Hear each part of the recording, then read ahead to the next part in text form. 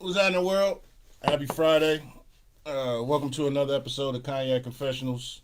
I'm your host, Deshaun, here at Where Media Meets Studios in conjunction with VJ TV Network, Farrell Films, History in the Making Entertainment, Camo Entertainment. Camo, and Keep It Cloudy Productions. Shout out to the homie Drop Knock, as always. It's a beautiful Friday. Shout out Drop. Good old Drop. Ram, Rock. Yeah. That boy Drops is writing cool. He be writing. Let One of my everybody favorite introduce themselves tonight. Starting with my esteemed co-host. It is I, Farrell the Most, a.k.a. Farrell Films, a.k.a. a whole bunch of things. Whatever's the dopest in your mind, that's me. Well, King Kong ain't got nothing on him. But what's up, y'all? It's your boy Camouflage Rail, K-A-M-M. Thanks for hanging out with us tonight. Donnell, what's happening? What's happening? And our special guest tonight.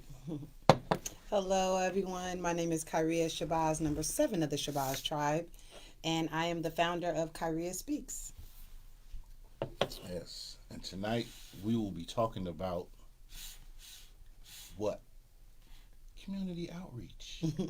Building a nation with the work you put in and been doing. I've been following you for a minute now. I'm very happy and glad that you are here. Thank you for blessing this platform Yes. with your presence. Sure. So, for the people that don't know you, Mm-hmm. I want to introduce yourself to the people and tell them who you are, what you do.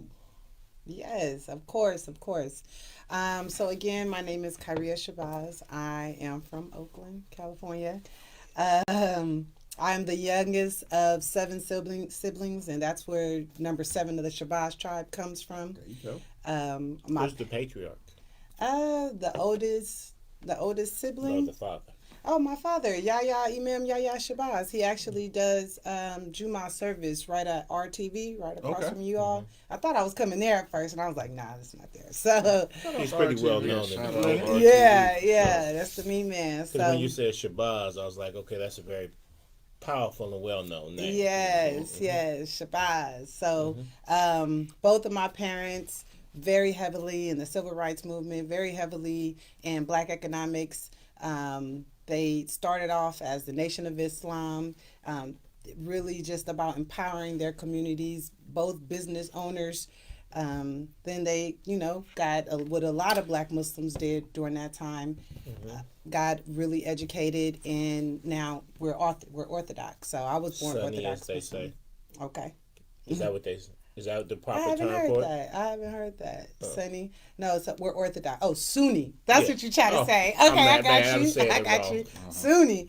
Good thing she was clever enough to catch on. Yeah, I got you.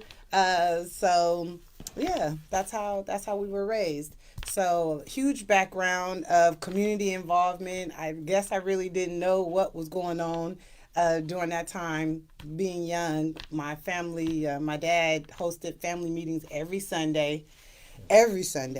So we would have to read the Quran, we would have to discuss, we have to talk, and then he'd take us all to the movies. He'd take us all to the flea market over there. So, and then come back and discuss that. So, a lot of things that were being built within me are now coming out on top, coming out strong. So, that's a little bit about me. Now, it's usually a kind of the society that we live in. It's kind of hard to be a woman of faith and also keep your ideals because of how society is set up, how you got to interact with other people. Do you find that a struggle, or is it so ingrained in you that it's not a problem? I mean, different obstacles have definitely came up, and when those obstacles arise, I'm fortunate to have a foundation with my siblings as well as my parents to really, keep us in line. So, yes, I do certain things, dibble dabble, whatever that might be, but for the most part, yes, like we stay pretty focused on how we were raised and stay true to that. Let that be a lesson to y'all out there. How you raise a kid up is the path that they shall go. Right. Cynthia said, "Hey, she's tuning in." Hi, Cynthia. Kat says she loves the family discussion. Yeah, that's important. Shout out, Kat. Yeah, shout out to biologist Kat Bobineau. So your family structure, which is great. I mean, I love it. That's dope. And it, like you said, it's coming out what you're doing now. You're doing community service work, and you're running in the doors. That was close. That was almost Y'all a missed it off headbanger. camera. Camera just ran into the Good door. thing we ain't got no on cameras accident. up here. Yeah, but so you made me lose my train of thought. You running into the door. That was a blooper right there. For sure. So you're working now. You have your foundation, and how did you get started? And tell us what it's about. Of course. So I've been in community development, community work for about 13, 14 years now. I graduated from Cal State East Bay with a degree in mass communications, a minor in sign language. And as soon as I graduated, I went into corporate, and it sucked, and it was horrible. And I realized that it was the year Obama was running, and I realized the emotions that came when he spoke, and how it really moved people. So what happened was I had a customer one day, and I just said, "Whew, I can't do this no more." And the customer was like, "Well, what do you want to do?" And I expressed what I wanted to do, and they said, "Here, send me your resume. I'm going to send it to my organization." And God is good. I work for that organization today. So I've been working with them for the past 13 years now. Higher Ground Neighborhood Development Corp. It was founded by a Black woman, Amber Blackwell. She's the executive director. I'm the deputy executive director of the organization. And so within that organization, we provide after-school programming to kids right here in Deep East Oakland. We provide community initiatives. We do several service projects that involve cleaning up the community, that involve planting trees, that involve community engagement, creating community plans, as well as solutions to environmental issues that we have. You know, Brookfield is one of the top 3 worst places for air quality in the nation. In the nation, Brookfield. And so there's Detroit, Richmond, and Brookfield. And so No coincidence. right. Yeah, no coincidence. And so we partner, environmental racism, that's exactly what it is. That it's no coincidence that it's the only thing that blocks the students at Brookfield Elementary is one wall, and then it's 880 freeway, which that's the only freeway that is allowed for big diesel trucks. They're not allowed to go on 580 freeway. Right. So boom. So we address those type of issues there when we come up with programs collaboratively with community members to say, okay, well, this is what we are handed. What are some of the solutions? What are we going to do to address this instead of, nothing? So what made you minor in sign language? That's kind of dope right there. I'm feeling that. Well, you know how you gotta take a foreign language in high school? Yeah, so mine was sign language. I went to James Logan, Mighty Coats, Go Coats. And so ran track there 4 years, as well as cross country. So yeah, that was my language in high school. So I just kept on with it. What was your event? The 800, the 4x4. Yeah. 800. Did you break 2 minutes in the 800? I was 2:15. That's about average for women about that age. So that was my PR. Who was your coach at the time up My there? sister ran Coach Lee 152 in high school. That was wonderful. She was fast. She from LA? Yes. Exactly. She won state. That makes sense. She won state twice. Yeah, that makes sense. Who's your sister? Janice Nichols. Okay, Janice. What you? Way back in the day. Okay. Probably before you were born. Okay, yeah, LA. That's who we all came up second to. So, Coach Lee Webb was my coach over at. Rest in peace. Right, he passed away, right, Coach Webb? Oh. He's still ticking. Oh, okay. I know it was a coach at Logan that passed. I went there too. Oh, you went to Logan? Yeah, for sure. But I know it was a coach because my boy went to a funeral. Oh. But I'm gonna have to. I thought he said Coach Webb, but Thank God it's not. Doors, putting death dates on the road. Oh no, I know. Coach Webb, you know I love you. I ain't seen you in a long time. I once dropped 33 on Logan. Okay. I'm just saying. Here we go. I'm talking about community uplift. No, we can talk about that too. I'm talking about me going. I'm talking about me going to the paint on that hard touchdown game. Shit. We can talk about that too, but okay. So, track, college educated. Hey, Carmela. What's up, Carmela? How you doing?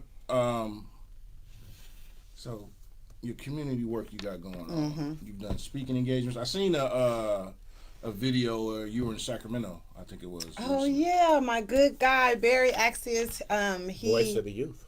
Yeah. So, you know Barry. Okay. Well, he unfortunately one of my nephews got murdered a couple of years ago, and one of the young lady that he was going with in the car, she ended up in a coma, and she grew up a part of Barry's program. Oh wow! And Barry went down. That's how I got familiar with him, because Barry was down there fighting for answers and making the police be accountable. Yeah, that's him. Yeah, for sure. Barry's a heavy hitter. So he organized the march around the shootings that happened a couple weeks ago. Yeah. Peace to all those that lost. Exactly. A friend of mine lost his cousin in that thing. So. Yeah, it's definitely unfortunate. Definitely unfortunate. So Barry, he organized the march. He organized some events, invited me up to come speak. And just to be a part of the experience, be a part of the environment, a part of some of the healing that really needed to take on. Yeah, you need more people like Barry, because like when my nephew got murdered really senselessly, and outside of us, no one seemed to give a fuck. But Barry went down there, got the media involved, was on the front of the police. He really got things stirred up. People try to. Sometimes when cats take it to the streets, people sit there and smirk, this and that. But when it's one of your family members, and it's just basically going to be a hashtag or rest in peace shirt, you need a Barry who's not afraid to look a police chief in the eye and say, you need to handle this. You need people like that, and people like yourself. Yeah, definitely. And I hope none of that doesn't happen to any of y'all, but if one of your family members dies, you better pray that there's a Barry close by, or they'll just be rest in peace. Yeah.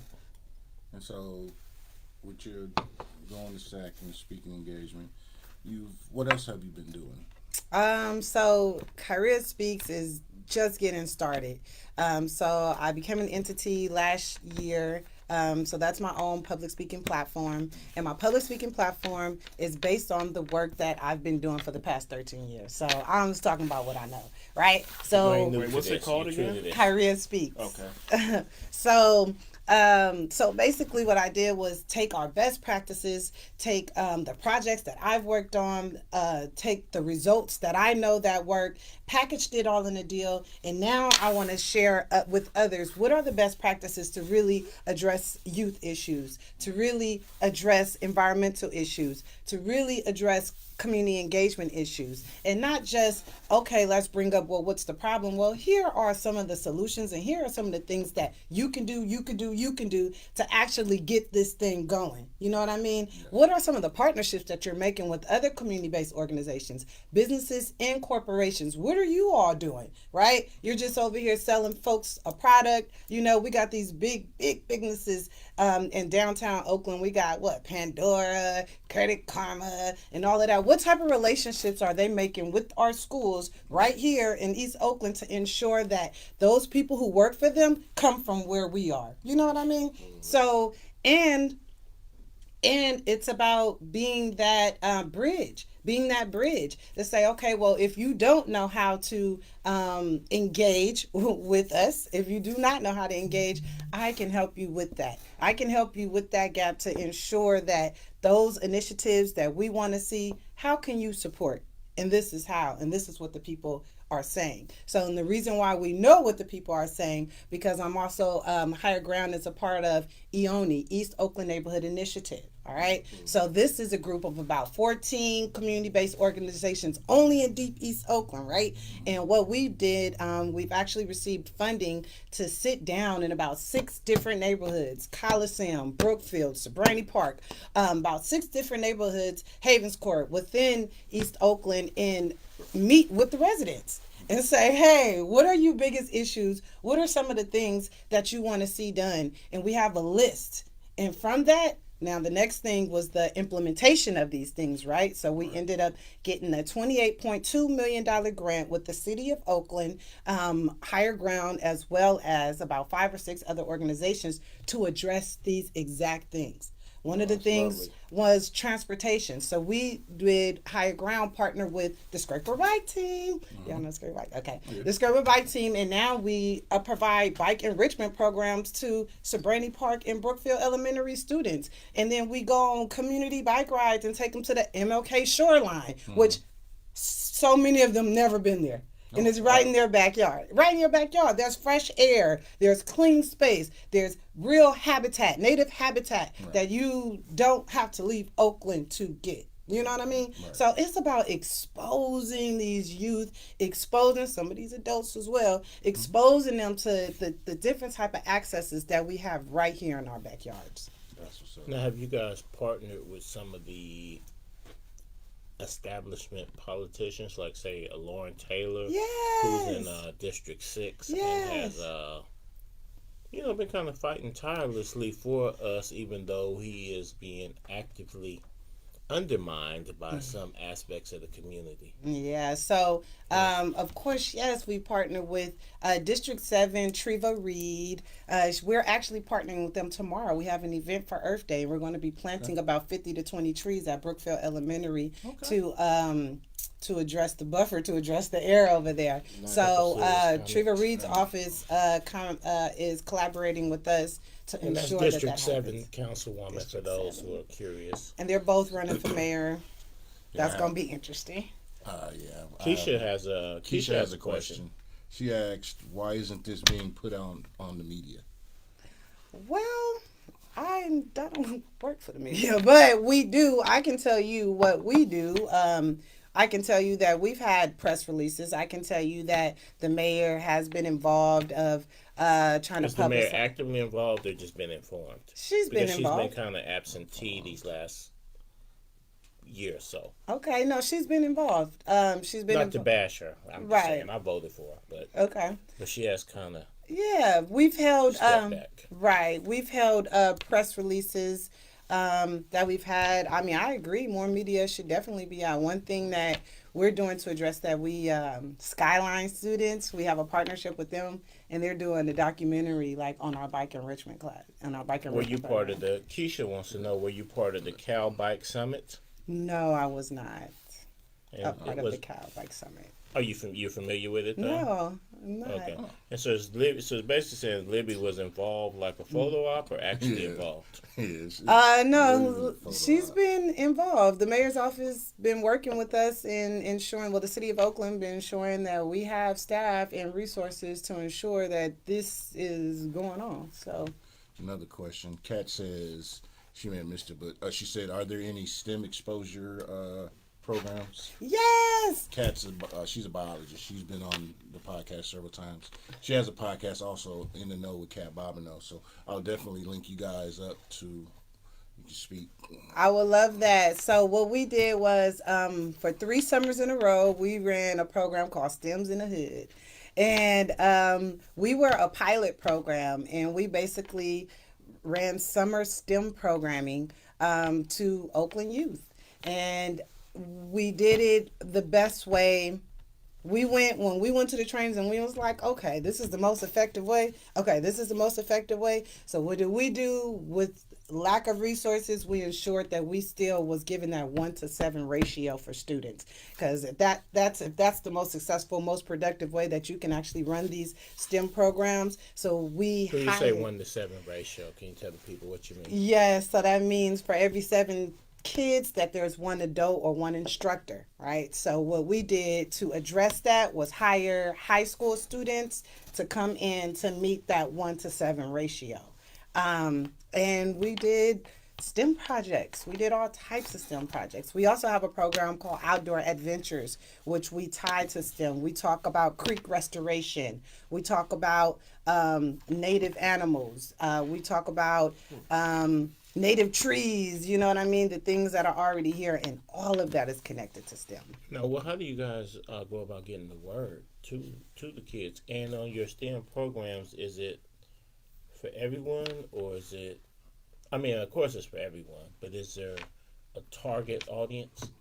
Like, say, for instance, black kids or Native Yes. American kids. Is there a target? Yeah, definitely. And how do you get the word out? Definitely. So, our founder, Amber Blackwell, is she majored in like black studies. Is she kin to Ann Blackwell? I'm sorry? Is she kin to Ann Blackwell? I'm not sure. There's a Blackwell family that there's a building at UC Berkeley. Oh, okay. No, that's not. Yeah, that's not her. Dedicated. Okay. Okay, that's They're not in the her. Blackwells in the hills. But that's a part of one of all of our passions is to ensure that this is catered to black and brown children for sure. So yes, that's exactly who our demographic is. Okay. And on social media, where can people find you?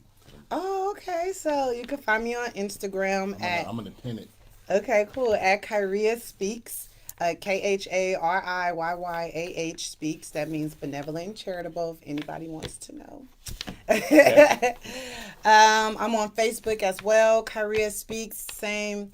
LinkedIn, Khariyyah Speaks. You can catch me there as well. And the website should be developed within the next week. Community definitely needs more women, black women, and people like you out there for real. Thank you. And there's a couple comments for you there's a couple questions for you in the comment section. Yes, let's do it. Anthony says, how do you guys keep the kids engaged once they leave the program? Oh, we hired him. So that's a great question. That's how our workforce development program started. So, boom, 5th grade, you know, we're one big happy family. We're family, but all of a sudden you turn to 6th grade, you try to come back on campus, and then we like, oh, you can't come on campus no more. That's awkward, right? So we had a lot of students that wanted to come back. And so one thing we did was offer our workforce development program. We hired them. So we hired these starting at 11 years old. We hired these students to come in and actually work within the after school program. So, and then some of these students became staff. And then their parents became staff. So it's very family oriented. So that's one huge way on how we keep tabs, how we track our people, is that we pull them back in by offering them more resources and other opportunities to lead. And they're the best people to hire. They already know how the program is running. They better than some of these adults. I'm telling you that right now. Steve Rayford had a question. Do you guys teach the kids brain yoga? Are you familiar with it? No, I'm not familiar with brain yoga. What in the world? Is that even a thing, Steve? It's a thing. It must be a thing. He was my guy. And Keisha has a question. I'm just messing with you, Steve. That's a good question. And if it ain't no such thing as brain yoga, it ought to be. Yeah, it definitely sounds like a thing. All right, I'm trying to find which one it is because I see it. She's leading a beautification Oh, project. yes, it is. Right on, Steve. Found it.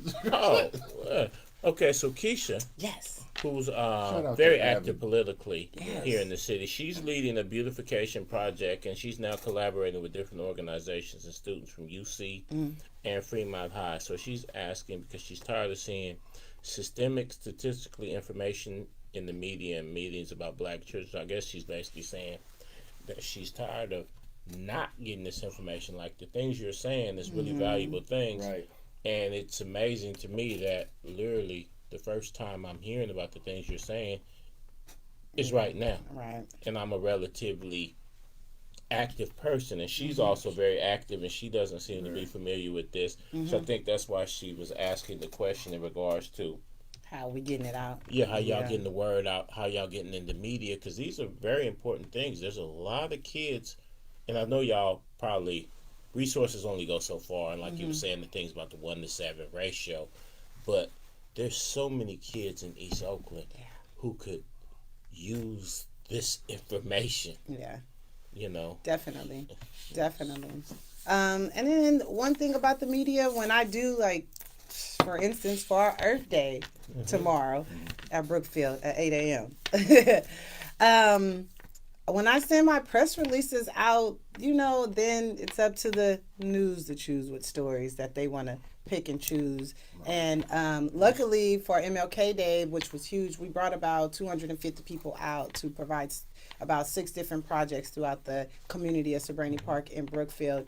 They did feature us on Channel 2, so I was able to do an interview there.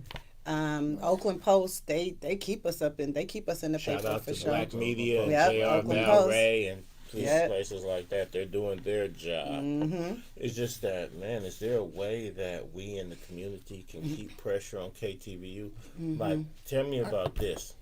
Tell me about, the pressure KTVU and places like that to keep letting us know about these type of things. Yeah, for sure. We definitely need to continue to apply the pressure, because I don't want, if I hear about another Kardashian, I am going to split my wig. Like, come on. Man, so we're and definitely... That's no diss to the Kardashians. No, I don't care. But yeah. The things that they're saying is entertainment. The things that she's saying can save a life. Right. So let's let's give priority. Exactly. I mean, and also I think with us, because we were raised mouth to ear. So now that I've been following you now, and I try to share anything somebody's got going on. I try to share it. And beyond me, if anybody shares it, I don't know. And when so you I share understand, something, I always share it. Yeah, so I understand where you're coming from. You're like, hey, I'll do my part. Everybody needs to start sharing stuff. Everybody shares the fight videos. Yeah. Everybody shares Mike Tyson slapping dude in the ear. Everybody shares the Hodashian situation. Everybody shared the slapper heard around the world. And what slap would that be, good brother? We ain't talking about that shit no more. I already told you that shit dead over with after it happened. Man. But humor me. What's you that? have 100 people. Only 4 of them gonna share some real earth-shattering, mind-altering, real information. Everybody else gonna be in fluff.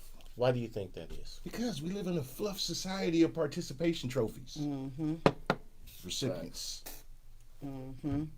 What do you think can be done to turn that around? Because I find it pretty much Instant hopeless. gratification. It's not hopeless. Because I know people that be like in my age group, so I'm like, Negro, you know better. And I see their engagement in positive things to negative things to getting out there, and I be like, wow, man. Because the thing is about doing stuff like what she's doing, what we're doing, what a few of us are out here really doing with the movies and all that stuff, and getting people in the community involved it takes time. It's not like for the most part, very few of us will just hit the ground running. You know what I'm saying? And with that social media content and all the BS that we sometimes engage ourselves in, and I know a lot of people do it, but I'm just saying it's instant. Oh, he got knocked out. Oh, he broke. Oh, he did this. Oh, she did that, and it's over with, right? It takes too long for a good plan to unfold for some people, and they just lose focus. They lose, you know what I mean? So it's good to be. That's why I always try to surround myself with people that are positive, because you will become who you surround yourself with. Iron sharpens iron. Definitely believe in that, of intentionally creating your circle, intentionally creating your friends, intentionally creating your social environment. Say that word again, intentionally. Don't leave it to chance or just let it happen. Be intentional with your actions. Be intentional with your choices of how you respond to people, who you surround yourself with. What they say, don't say it if it ain't true. Don't do it if you don't mean it. You know what I'm saying? Be, like she was just saying, intentional. Yes. Really focus on that word. Be intentional. Don't just float through life and, be intentional. Yeah. You will get better results out of life. Exactly. And you got the choice to stick around that person if you don't like something that they do. You don't necessarily got to check them, do this and that. Just excuse yourself from the situation and keep it moving. There you go. Well, I used to do that, but now I be feeling like, I don't know, but I guess maybe because I'm getting old and be feeling like I didn't do your part enough. So now I tell people why. Like, I can't be around you because we're basically middle age and you still with the same fuckery we was on in 93. All right. And it's 2022. And I love you. My love ain't lessened for you, but... That's a tough pill to swallow. I just ghost on them. I mean, I used to, but now I be feeling like. But I'm thinking now like, now that I woke up, yeah, I would be amiss. Like, for instance, my brother right here, he's a straight shooter to a fault. In fact, he can be borderline brutal, but he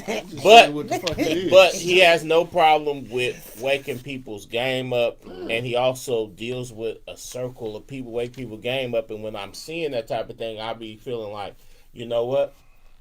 Whether you wake up or not, I almost have an obligation to tell you, hey man, this is what's going on, man, and this is why I can't be around you, And if they don't heed it, they don't. But if 1 out of 10 says, you know what, you're right, blood. Well, cool. We just gained the soldier for the goodness. Like I tell people, find your destiny and be destined to get to your destination. You know what I'm saying? So I got another comment from Anthony. He says, do the parents of these children have any involvement with the program, any duties? And if so, what's the wild guess for a percentage of parents that do participate? Well, this is how we approach parent engagement, is that we take them kids on the weekends. So if they have a game, we have a cheer, we have football, basketball. We make sure that we keep our sports up and running. So on the weekends, you're gonna have to come bring your kid. You're gonna have to come pick up your kid. I'm gonna have to see you one chance or another. So you do seek parental involvement. Oh, because of course, that's one of the things for my friends who work in the Oakland school districts have always said that parental engagement is disappointingly low. And that is absolutely correct. And so that's why we intentionally build these relationships with these students. I've picked up plenty of students from their houses and drop them off and, hey moms, I gotta go do this. What you need me to do for, you know what I mean? We're building those intentional relationships because of that reason right there, for sure. We just took some students to the Black College Expo, and moms came and hung out with us all day. I was like, okay, mom. And she was like close to my age, so we had a great time. And so as parents like that, it's inspiring. But you're absolutely right about the low engagement. Parents, you need to be involved because it's one thing. Here's the thing. It's one thing for, as a kid, I'm going to use myself as an example. If I'm the kid and I'm in your group, I'm getting all this, great knowledge and whatnot. Then I go home to Hot Pockets and go get your sister. And Mom, I got homework. Motherfucking, if Johnny had 4 apples, I need that equal balance. Mom, Dad, get involved. So parents, please. Get involved, man. It's and that's also how you break cycles, parents. Thank you. Because some of y'all might not have got the opportunity, and you got to understand though that you might learn something. One thing about our black kids, they are so resilient that if they just get one iota of support, they can achieve anything. If you just even act like you're interested, even if you're completely ineffective because I don't know nothing about that whole shit. But if you even act like you're interested, your kids can knock down walls. They can. A black kid can do anything with just a minimal amount of support. So imagine what they can do with real, true support. You know what I'm saying? Exactly. That's brilliant. Yeah. And the melanated woman is God. Now let us ask you this most serious question. Oh yeah. You was in the corporate world. You got your degrees. Oh yeah. Then you went out there and you stepped out on faith and started working for the people. Got cut in half. And now you're at the point, even though I don't see it's been 13 years because you look 21. So you must have started at the age of 7. I'm gonna say 6. Okay, you got. Is politics in your future? Oh, politics. Okay, I'm gonna say yes and no, because no, I do not see myself as running for any type of seat or as a Well, if we draft politician. you and get you on the ballot.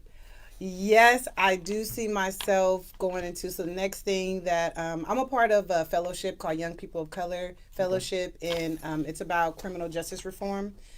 So it's about 10 of us, and we meet throughout the year, and we discuss what all of us are doing within our different roles that we play within it. I'm a lot of the preventative work, as you can see.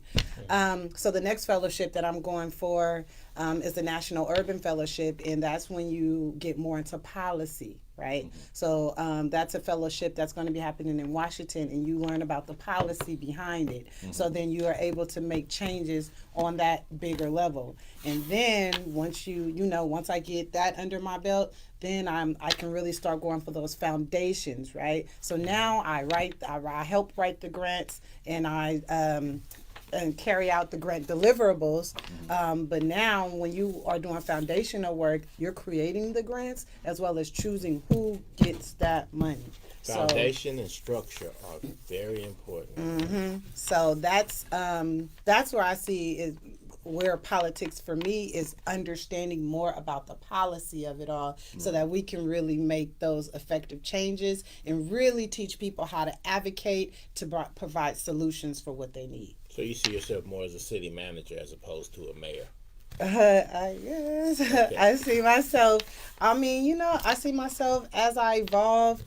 I'm continuing to learn. I'm continuing to grow. And we're going to see where it goes. I'll vote for you. Thank you. Got my vote. Oh, That's thanks. what's up. You got to be about it. You putting in the work. So Because that's unfortunately, one of the disconnects that I've seen in my life in Oakland is that you have a sincere level of people putting their all in the nonprofits and the organizations, but then they run up against what's basically essentially what they would call empty soup politicians. Oh, yeah. I hate politics. And so that's why when you got this dedicated core of people who could probably make way more going over and being a diversity officer at Google or Yahoo or something like that. So you got these people who are basically financially selling themselves short in order to be there for the people, and then you have the people over here who could really affect the change that they're trying to build, who are basically doing nothing. So it's been an odd disconnect in Oakland, and it's been going on at least since the 80s. Well, the best advice I can say that I received from one of my mentors is that you got to bet on yourself. So just like you said, I could have went to a Google, could have went to a LinkedIn and got, substantially more amount of money, but I don't want to put all my eggs in their basket either. You know what I mean? The pandemic hit, then what happened? No, I was still afloat. I was still okay. And then understanding to bet on yourself, then I'm like, okay, well, I'm not going to count on anybody to pour it into me. I'm going to have to pour it into myself. And that's what Birth Khariyyah speaks. You know what I mean? So that's going to eventually take me to those next levels that I really see coming to fruition. Like my nephew was offered a $380,000 position at Google coming out of Stanford, but instead he went to Stockton and ran for city council, and he won. Then he eventually became the mayor. And a lot of people. And the funniest thing is, when he was the mayor of Stockton, he was accused of being in it for the money. And it's like he actually took a 10 times pay cut to go serve the people. And I say that to say that sometimes serving the people can seem to be a thankless task. How do you deal with that? Well, to be honest, I don't do it for the kudos. That's one way that, we have to deal with that. Another way is to know that the effect and change that we're making on the ground level and actually being able to see those lives change. I'm actually able to see my kid Thomas, who started at 11 working with us, now is 19 at San Francisco State. So seeing those stories really be born year after year after year, and ensuring that I have my foundation solid, ensuring that I have my individual goals into my meaning of what success is. And understanding that my idea of success can be reached without anybody else's expectations. So that's a huge part for me. All the time in different words. Mm-hmm. Yes, indeed. Do you find though that that your family background is what enables you to be strengthened in this journey, or is this just like, this is who I am? Nah, I think definitely my family background had a lot to do with it. My oldest sister, my next sister, Lima Jones, she's a lawyer. She's also one of my mentors. She has a production company called Put Your Play On Productions, and she was the then in really that. Ibn Shabazz, he has his own barbershop. He's his own businessman, over 69 National Smooth Cuts. They call him Beanie, if y'all know him. Next brother, I can't is rap, his passion is music, and him saying, oh, I'm not going to do it anymore after this age, and then continuing on to go with his arts and following his passion. My twin brother and sister, Sadika and Sadiq. So Sadika, she's the closest to me, so we grew up the closest together, and she always is, Khariyyah, leave the country. Khariyyah, listen to this type of music. Khariyyah, she's an actress. She's a thespian over in Minnesota, and continuously pushing. You're the youngest of 7, right? Yeah, continually pushing the bar for me. In every way imaginable. And Sadiq always been true to himself. Sadiq ain't never changed. Sadiq always been real. So from all of that trickled down, a little bit of this, a little bit of that, boom, came out me. And okay, so basically based on your parents and your siblings, you almost, it was genetically infused that you was going to be a go-getter. A couple people got questions in the comments or statements. Let's see. All right. Keisha said, referring to, hold on, let me pull up the whole thing. There you go. All right. Yeah, it can drain you, and even if you're not in it for the kudos, it can get to you sometimes. Maybe it's me and how passionate I am. So I want my awards. Don't get it twisted. Like, we want our civic awards. We want to be acknowledged. We want to be on the media, and it's coming. We see a few things coming. My boss and I, we see a few things coming as we continue to work towards it. So it's gonna get there. Okay. Well, you're doing what they used to call the Lord's work. So, my hat's off to you. Lamar Russell has a comment, too.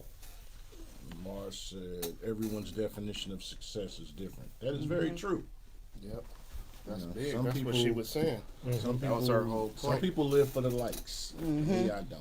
I just live to do what I'm supposed to do.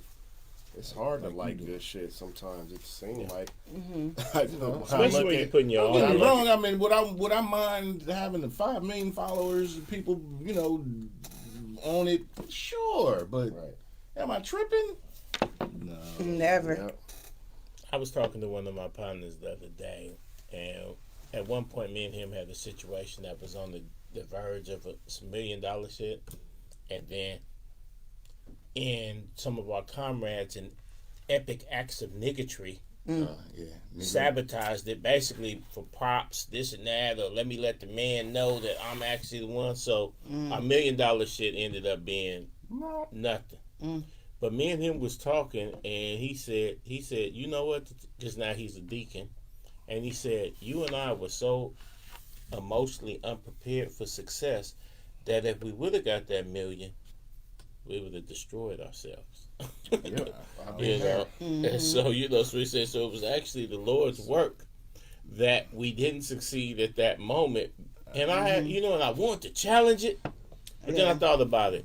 At that period of my life, if somebody would have gave me $1 million and the fame and millions of followers, I would have definitely flamed out, because one thing about me, I'm probably the king of bad decisions, and I made a lot of bad decisions broke. So Lord knows the decisions I would have made with millions of pockets. So yeah. So I guess all things in due time. But I hope that your due time, because you seem to be way more intelligent than I was, with a way stronger family background. So hopefully the success, well, I mean, you have already a level of success, but the great, like the front page, the CNN level success comes for you faster because you seem more equipped to deal with it than the average person. Right. I was to comment with, that's what the same thing Steve Harvey said. He says the reason why I didn't become a millionaire to my 40s, because I would have acted a fool. So that's Steve Harvey said the same thing. I wouldn't be here to even tell y'all. You know, like you gotta be like, oh, it's a cautionary tale. I wouldn't even be here to even be a cautionary tale. Yeah. Anthony sure. said something that was so funny. Anthony said if he was mayor, he would need people telling him, "You're so great." And I'm not sure if I would still be alive if you weren't the mayor, King Anthony. You need them kudos. Okay, but put you like this: at one point, as great as Mike Tyson was, Mike Tyson was a legend by the age of 21. Mm-hmm. Like, as great as Mike Tyson was, they literally hired a dude that they called Gator, and you can see him in his later career. That this dude would literally follow Tyson around and yell, "You the greatest, you the man," this and that. We'll do it. Like, they literally had to hire a man to walk behind Mike Tyson. So you gotta feel that I mean, we joking about it, but that thing is real. Some people are so their esteem and their psyche is set up in a way that you literally got to hire a man to tell you you're the best. I get it, but at the end of the day, you look yourself in the mirror and you tell yourself, I'm the shit.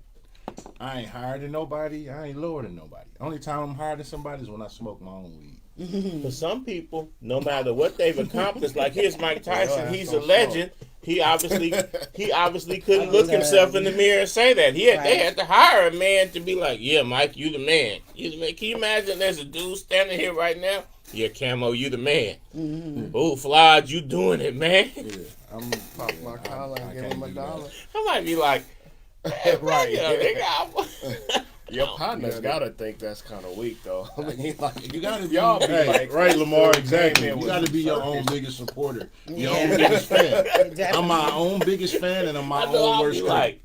Are you for real? Yeah, I feed both wolves. Yeah, I'm definitely critical on myself as well.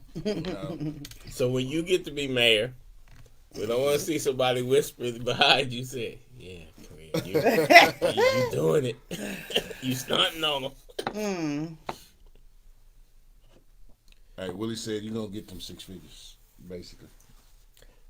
Now we actually striving for 7 now. But thank you for the 6. encouragement. Appreciate it. Thank the Lord that the Lord came into my life, told me to stop being a fool and do this, do that. What they say, Manus Dei, which is Latin for the hand of God, started moving. And then I realized all that. Because I was one of the people that all my life, you got so much potential. You got so much potential. But then the clock started ticking, and I'm like, damn, where the fuck this potential? Yeah, where's that? Because I'm way past the age. You know, at a certain age, you get past potential to be like, yeah, I guess it ain't gonna happen. I guess it ain't gonna happen for blood. But then the Lord came into my life, gave me the guidance, and then the moves, man. And that's how me and my partner was having the conversation. Like, man, we could have, wish we could have had this a long time ago. And then that's when he had to let me know. If this would have happened a long time ago, you was woefully unprepared for success. Because you got to be prepared for success. Sure. Definitely. Because a lot of y'all right now can win the lottery this weekend or get a big lawsuit or some uncle die and give you a house and you got these hundreds of thousands of equity. And everybody, especially during, like, remember the real estate boom in 07, 08? And I used to see cats pulling up with a boat. Nigga, you don't even know how to swim. They got a boat, the boat sitting on gold, Dayton's, the whole 9. And 2-3 years later. Fifth wheel, the fifth propeller? Yeah. But literally, 2-3 years later, there was no sign that money ever happened. Right. I'm talking about cats was sitting on 400-500 G's. And then a couple years later, there was no sign of that money. And then even like some of these cats got a hold to this PPP, even though they didn't necessarily earn it. But I know youngsters who got a hold to 80,000, 100,000, this and that. And 6 months later, they didn't have a dime. So you got to be prepared for success. Definitely. Like Well, my you boy could Filthy destroy said, that. EDD ain't gonna last 60,000 in forever. taxes. You're gonna have to figure something else out. Right. I hated writing that check. Yeah. And that's what, luck is, right? Preparation meets opportunity. So it's not really lucky if you prepare, you really intentionally set for that. And one thing I can tell you about it is if you're out here long enough, you're going to get an opportunity, whether it be a lawsuit, somebody call you a bad name at your job, you win the lottery, you get a little equity in grandma's house. Everybody that's present at some point gets some opportunity for money. It might be an $8,000 income tax return. And that don't sound like much, but if you've been struggling bill to bill, and now you suddenly got an $8,000, $9,000 nest egg, life can be a little easier. But one thing I've seen is that everybody at some point gets some opportunity. But nobody seems to ever be prepared for that opportunity. And it's gone. Black Ski Weekend, tickets to Essence, go to the Pro Bowl, and that's the whole bread. Pro Bowl. Cats go to the Pro. Like I Yeah. knew, like I used to know people that get a hold to their income tax return or something like that. Now remember, these are people that probably owe me $200-300. Right.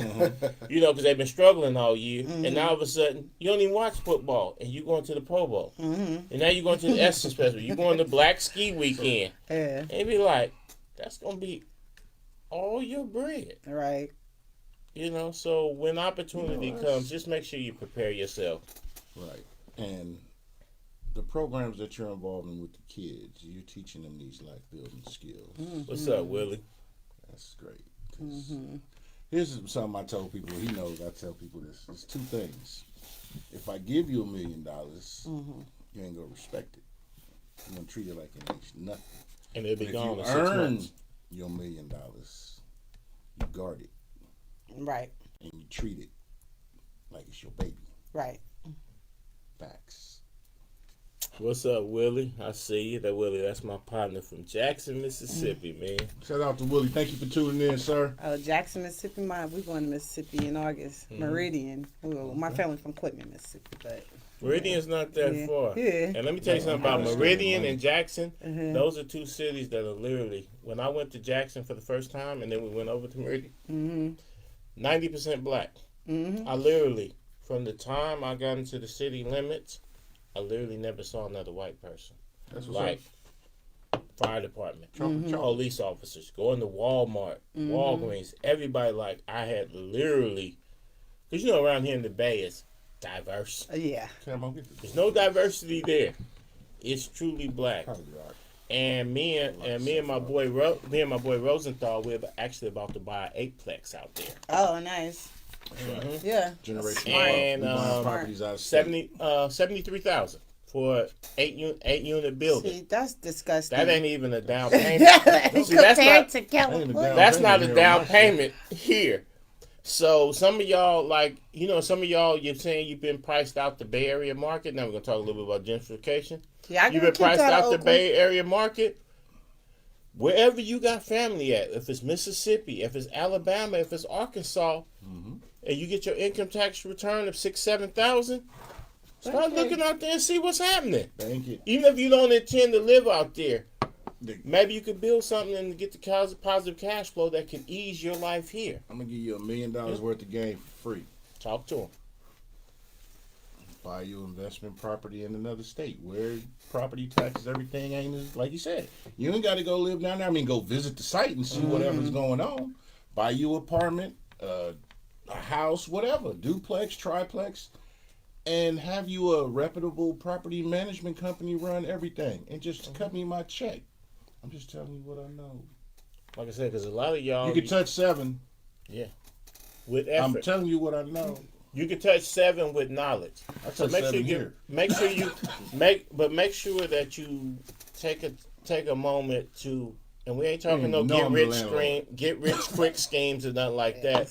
But make sure you get up underneath reputable people learn, do your research to verify that what you learning ain't just you being sold a dream, and then go apply that. Because I tell people all the time, they say, oh, I'm struggling here, this and that, and I be like, man, if you can make it here, you can make it anywhere. So take the game that you learned here and go apply. Because if you was getting $1,000 in cash flow from Arkansas and another $1,700 from Alabama and another G from Mississippi in positive cash flow, and you say you don't want to go to the South, your life here in Oakland with an extra 2-3 G's a month, if you manage to survive on what you're surviving on now, right. Well, if you got an extra 2-3 G's coming, right, Willie?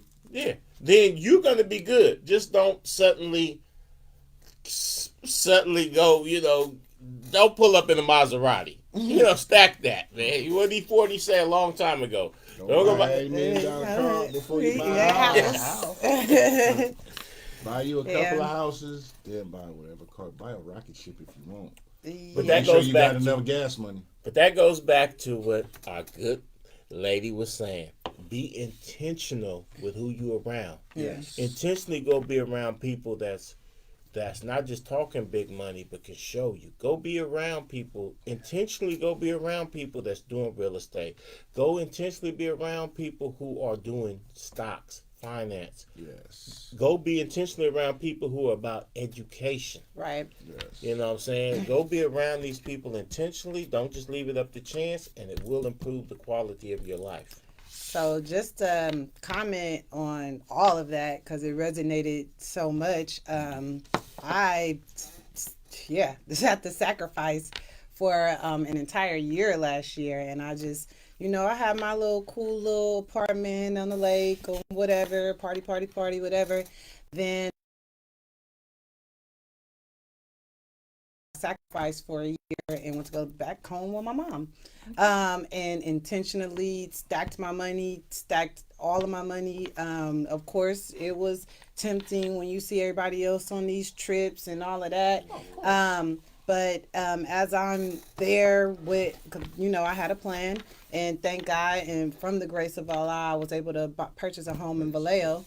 But while I'm sitting there, thank you, while I'm sitting there on my mama couch, one thing I said, I was like, I'm not hanging out with, these list of people. And what did I do? I ended up calling a friend of mine, Charzetta Baldwin, and she has her business, Charlie on the Spot. Oh, okay. Yeah. So we did music videos with her before. Awesome. So I ended up calling her. She's a good friend of mine. And I said, check this out, girl. We starting our own thing. And we ended up starting something called the Inner Circle.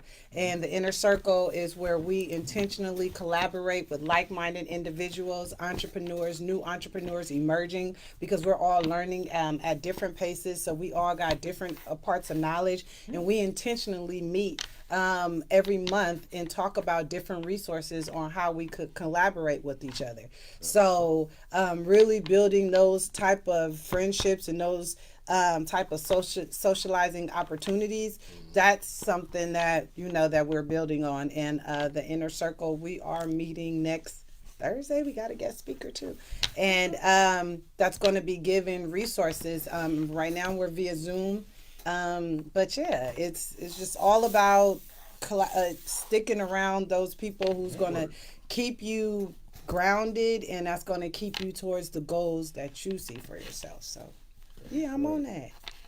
That's how I picture you and the Stygian cats and Reese and all that. You know what I'm saying? We touching 8.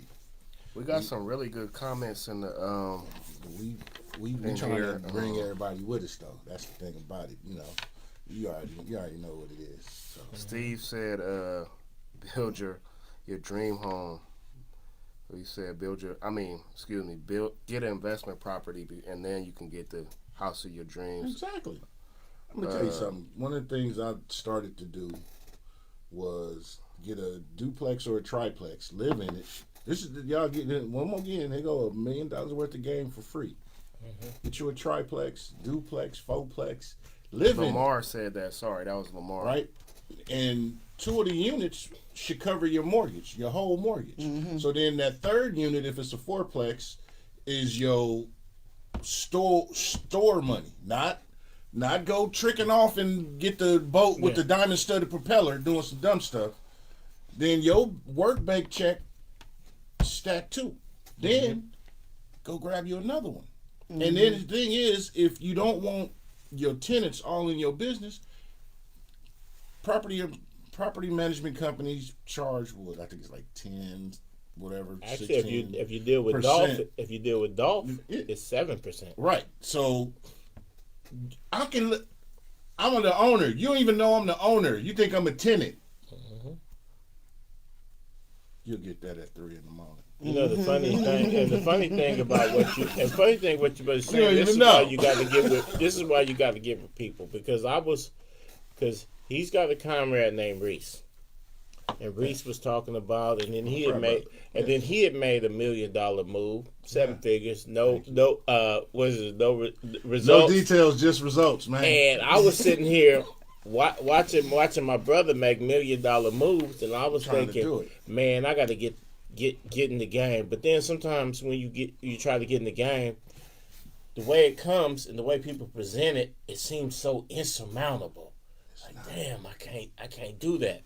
But then I meet Reese. Everything's achievable. And Reese is like, well, what is it that you're trying to do, brother? You know, he real smooth. He a Texas cat. What is it? Well, I'm trying to do X, Y, Z. But I'm like, no, we just got to map out the plan, this and that.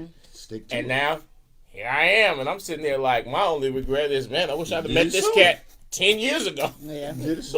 But the thing is that, but let that be a lesson to y'all out there. If there's things that you want to accomplish, there are people who are actually sincere and have that knowledge. Use a little bit of discernment when you're dealing with people, but latch on and see what's happening. Educate yourself. Allow yourself to be educated on the things that you don't know. Don't be too egotistical. Right. Like, leave yourself open. Find this out, and you'll be surprised at all the things you want to accomplish is just right here on the other side of just a little bit of sacrifice and a little bit of effort. That's really the whole thing. Discipline. See, to me, like, People y'all don't wanna talking sacrifice. kind of some advanced shit because by the time you have the chance to decide if you want to buy investment property or if you want to buy this property or that property, you got to start with what she was talking about, which is what you just said, is that it's hard to sit down. I sat down for the last 2 years. Yeah, you got to. You know what I'm saying? To make an investment. You know what I mean? And it's hard. You know what I'm saying? Like, not even in the just Bay buying Area, basic in stuff. Oakland. You know what I'm saying? Let me tell you something. And that's the hardest part is discipline. And a lot of people in our community don't teach discipline. Don't what at is all. this? It's Remember about, what it's discipline about means. shining. It's about the right now. Right. But remember, If you do it right, they shouldn't see the work that it took you to shine. That's why my slogan, no details, just results. Because discipline, remember, I'll break it down. Discipline means this is the plan. Stick to it. Right. In fact, I want to give a shout out to Keisha. She's in the comments. But one thing that I can say about Keisha is that she has made, not to put your business too far out there, but under the age of 30, she has made a massive move on some property that could literally provide wealth for generations that she might not even meet. That's the plan. She's That's in what the you're comments supposed to saying do. discipline and sacrifice. You got to. And shout out to Keisha and shout out to everybody making moves. But those of y'all who ain't making moves, don't feel discouraged or feel like, wow. Because there's sometimes when you hear these certain things like, I done been this is places going I ain't got it tonight. 700,000. They want to like, go wow. somewhere. No, there is paths, and there's people that can teach you the paths. That's why I respect Ramadan so much. Discipline. I love That is Ramadan strength. so much because that's the discipline. time, like, I don't set my goals at the beginning of the year. I set all my goals during Ramadan. And that's the time where I'm not socializing. As you know, we fast throughout the day. I'm not drinking. We not, indulging in any other type of social activities that we might do throughout the year. And so, and just like really setting those spiritual, personal, professional goals and literally sticking to it. And people, oh, ain't that hard? You can't eat. The eating is like the least part of it. Like, and that's how you know that people not built the way that people not built for it. Right. You know what I mean? People not built to really do something that you say you're going to do, to follow through. People not even built with the basics of following through, saying what you're going to do. And that's what success is. That's you know what? Can I just say something real quick? Because we kind of touched on that on the Drip Money show, is that our grandparents and that generation seem to have that focus that we don't have. That You know what I mean? Because they didn't have cell phones. They didn't have social All media. our grandparents They didn't last I have. checked had houses. Yeah. So how did we go from having houses to not having houses? Well, My that's a whole grandparents different owned talk shit. show. Well, but I'm just several saying properties. the focus was different then. And My what grandparents, that's a good topic. my grandparents, to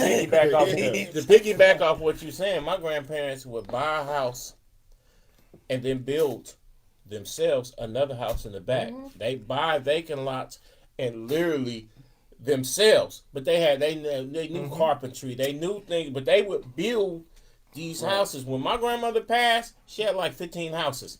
Now, by the time it got to us, I don't know if you want to call it the crack era or whatever. that's By the time it got to us, everybody was living in apartments. Well, that's what I was just about to say. Let's not be too hard on ourselves, because there were certain things that happened in for sure. 1982, That's why I said that's another 1983, and 1984 that intentionally crippled the black community. Yes. The crack epidemic was the biggest thing to break up the black family since slavery.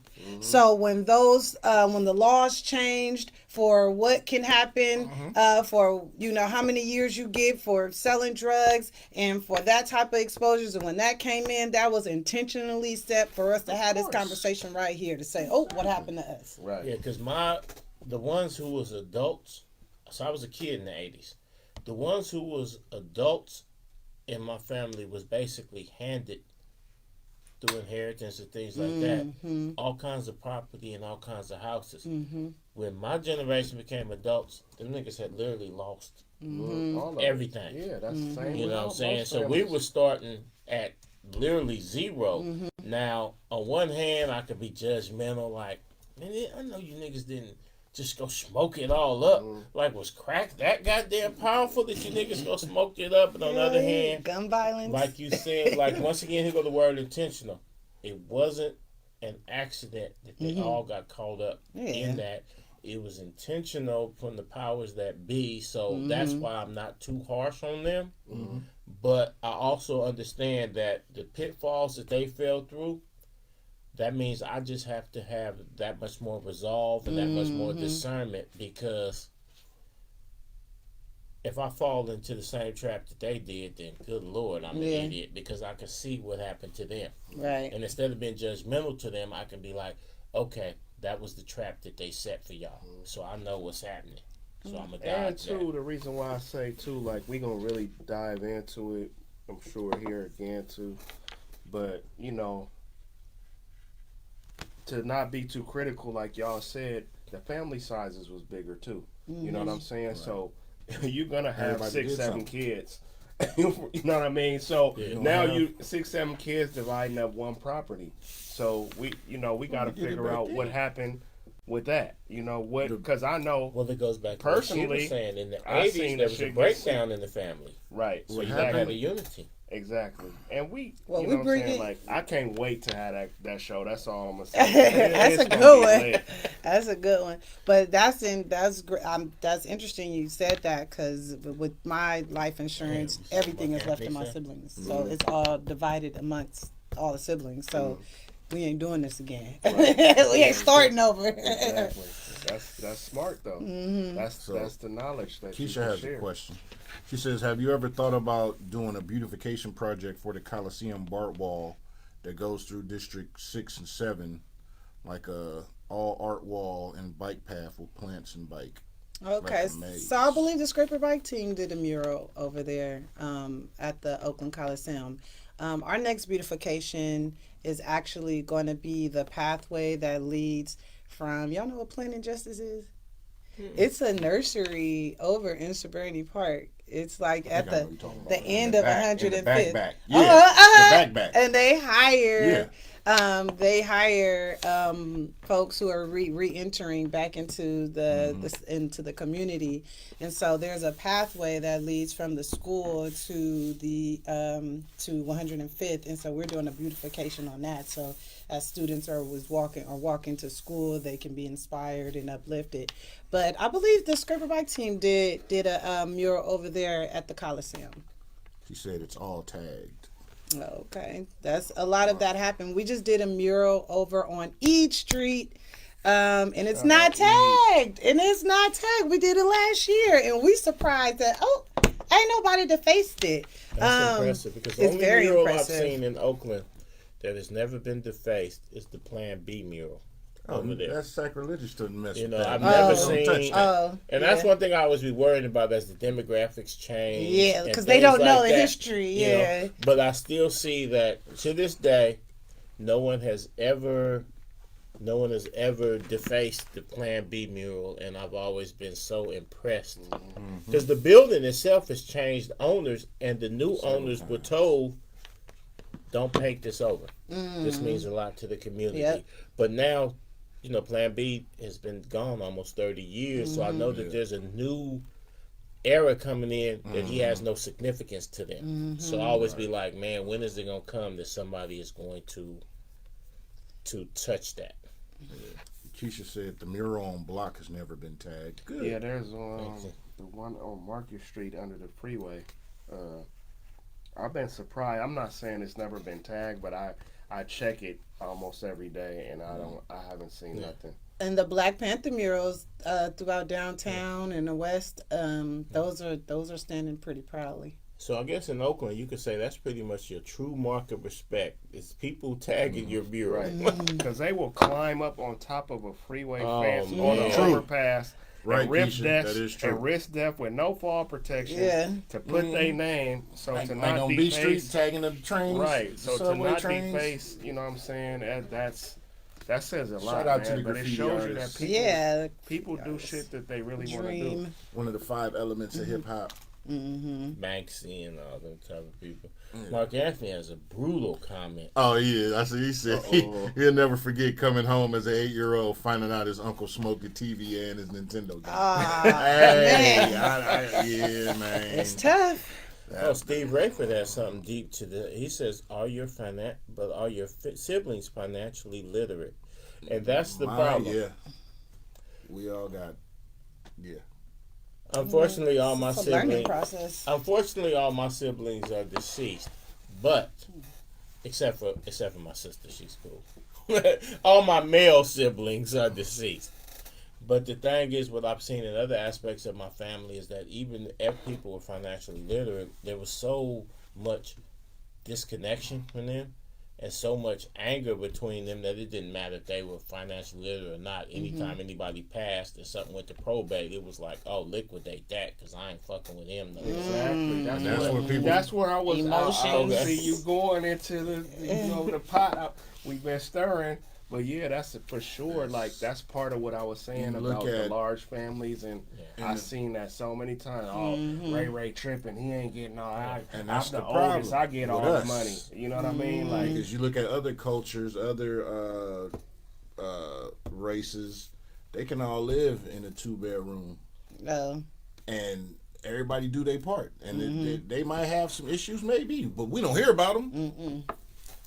With us, we can't do it. Why?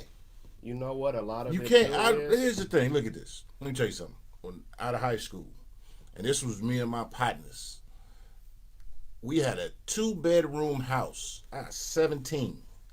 2-bedroom house. It was 6 of us. Rent was $450. I was working at Carl's Jr.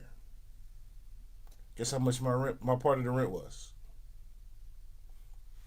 $450. Divide that by 6. And a 2-bedroom, one of the bedrooms was mine. My other bro had his bedroom with his girl. I had my bedroom by myself. The other 3 people slept in the living room. We was all cool, and we had a party every fucking weekend.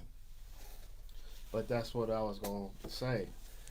See, We like lived, you and I'm always- talking about But look, 92, but look, 93. But look, like Suburb. you always say, See, give people their roses while they're here, and that's the problem with our culture. Yeah. We don't give people their roses when they're here. What do most black families typically do? Kick They want their you gotta ass die out of their first. team. When I die, you could have this $1 million policy. What the hell? Well, that's what I'm gonna do. I'm gonna leave. Right. I'm gonna leave you. No. Hey, No. I'm- Hold That's on. what you're supposed to Let do. me say one thing.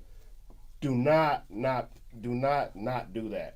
But you still have to give people their roses while they're here. Yeah. You give them the tools. Exactly. To piggyback off what you said, them in the tools. 1992, Yeah. it was 4 of us. Me, my boy Fat Rob, my boy Russ, and my boy G. Yeah. And we literally had a studio, 780 12th Street. We had a studio in West Oakland, and it was 350, and it was 4 of us staying in a studio. But the reason why we was able to make it work was because we was all kids of the crack era, Yeah. and we had all been through some things. And we had extra And pocket so we had the feeling of we all we got.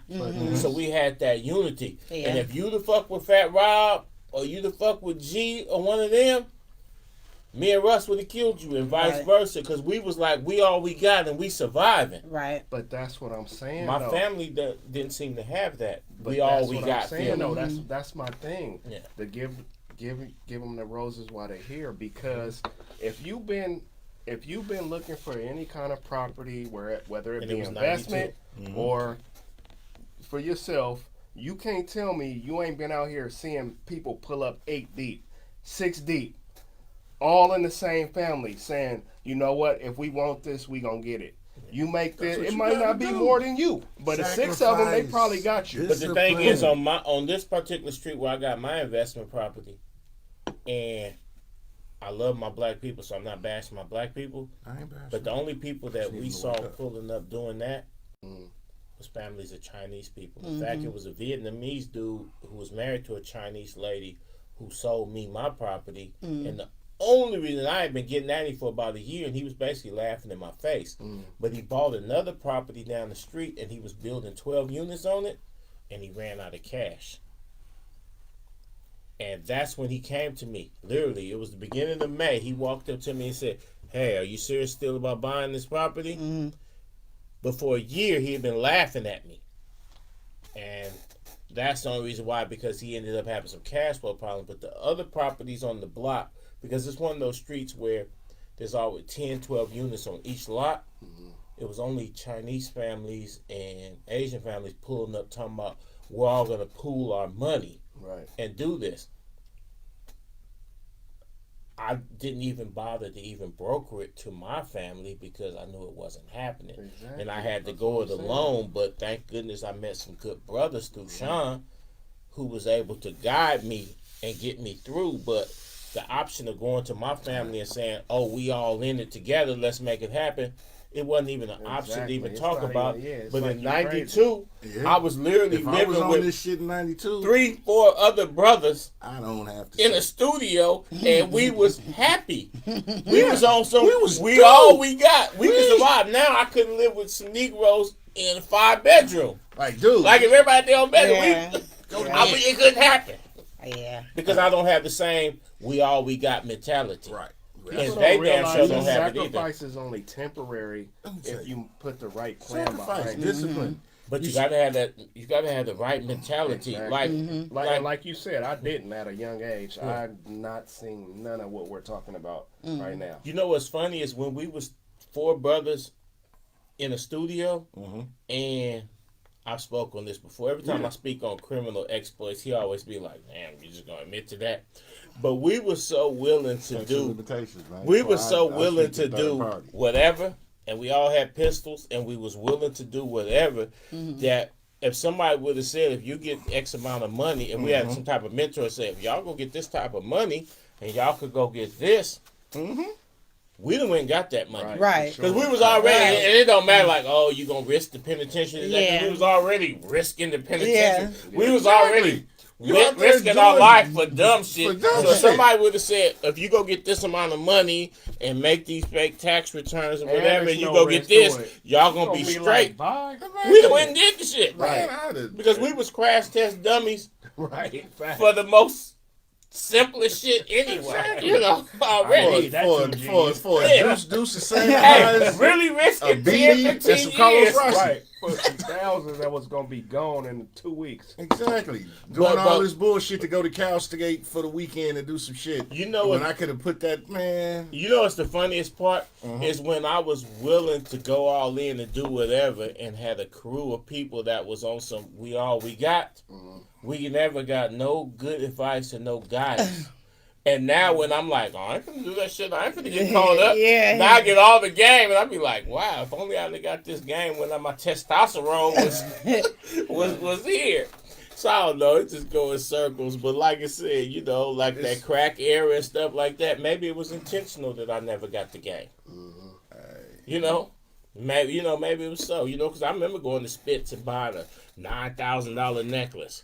And I could have put, and houses was $70,000. I could have put that $9,000 on the house that be paid off right now. That be worth 600 G's. Right. I could have took that $9,000 it's slow. and made myself It's not and instant. secured my future. It's not instant. But I'm saying I could have secured You my gotta future with what I paid on be that chain. trained and taught what's valuable and whatnot. I had a Movado watch at 16. I'm 37. I got another. Let them know how Movado much right that now. was. This one? I ain't No, I'm gonna saying the tell you. Movado Oh, watch. back then, we talking about. It had to be at least a band. Oh, it was like more than a band.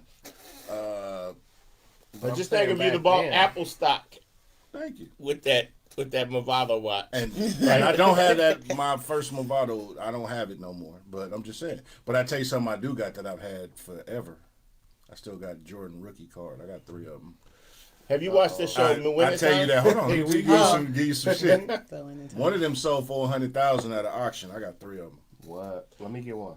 Hey, have you ever watched that show Wintertime? So they show Magic is being recruited by Congress, Nike. right? Yeah, and Nike Nike obviously offered should him stop. stock options. Relax. But Wait, the wait, OG, is that The show that's on Yeah, HBO. okay, I've been hearing Yeah. like Dude, that show was crazy stuff. good. I Yeah, gotta it's watch going it. Magic crazy. missed out. they showed like Magic dude could offered be him on 100,000 super billions right shares, now. and it was like, psst, like they some clowns. He went to It'd be worth Converse 5.2 billion right now. But But that's he didn't have financial literacy back then. So that's one of the things that. But the We dude who was missing- advising him was supposed to know that shit. Right. But you once again, you got to get your circle right. Because everybody that's with you ain't with you. See, he should have knew dude wasn't cool because dude was. Because here go my thing. I don't care if you finna be the next $20 million nigga. If my You ain't daughter's in doing- love with you and you be you like, in love with my go daughter, break too. up with my daughter for me, I'll be like, nigga, fuck you. Yeah. Like, I ain't, you know what I'm saying? But dude was willing to go tell his daughter, hey, Magic gonna have a gang of hoes. So Right. he Yeah. should have knew the dude was unscrupulous Exactly. at that point. Right. You And don't do dude your advised seed him like to take the 100,000 now, as opposed to the shares, which would have been worth that. billions. Well, In fact, do they even got Converse? 5.2. Converse Yeah, still they ain't kicking?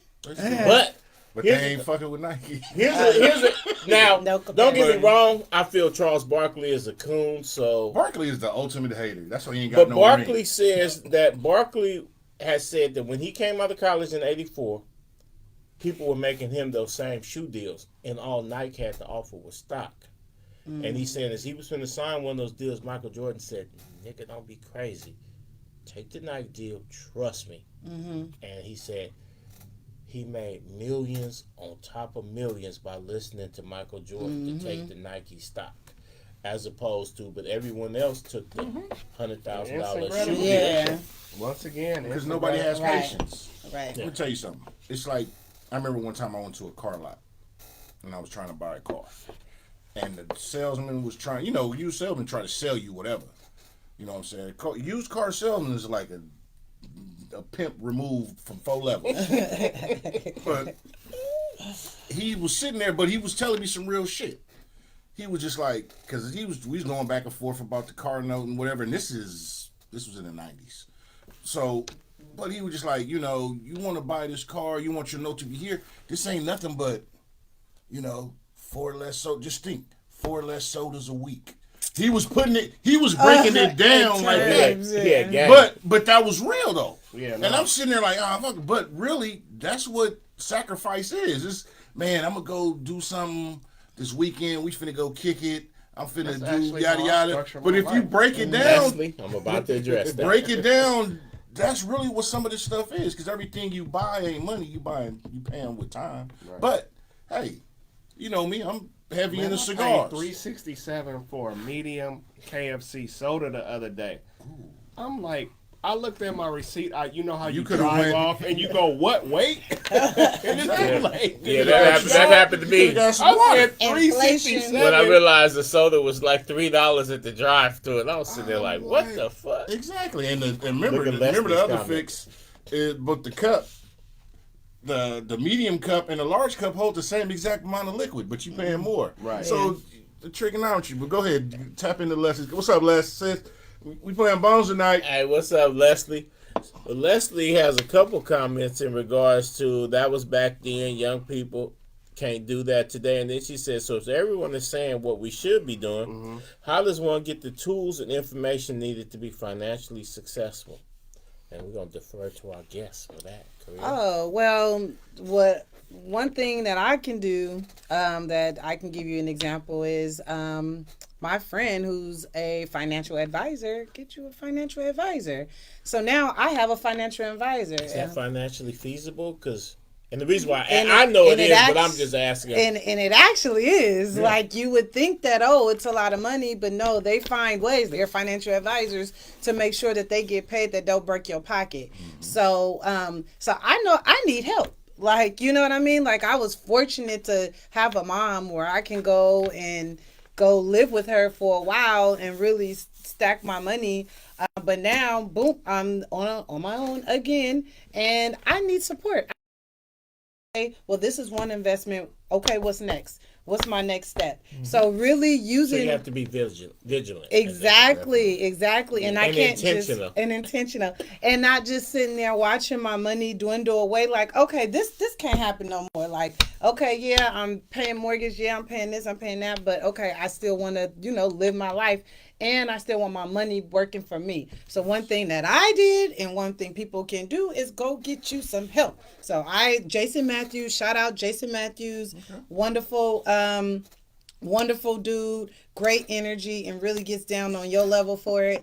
But get you a financial advisor so that you can actually have some direction and know which way you're going. Because you sitting there listening, scrolling through Instagram, everybody got that little message. Everybody got this. Everybody want to. Everybody share the same 7 memes. The same little do this. Like, okay. But no, I needed somebody to sit down with me, hold my hand, break down my finances, say it in terms that I understand, and really do that. So use the resources that's there. My biggest advice, and I ain't by no means the biggest baller, nothing like that. I'm still striving, and just like everybody else that He's I know. being humble. Yeah, I feel like he got some money now. No. He's being What I'm humble. saying- I feel like he got we some humble and money. cocky. Look at his comment. No.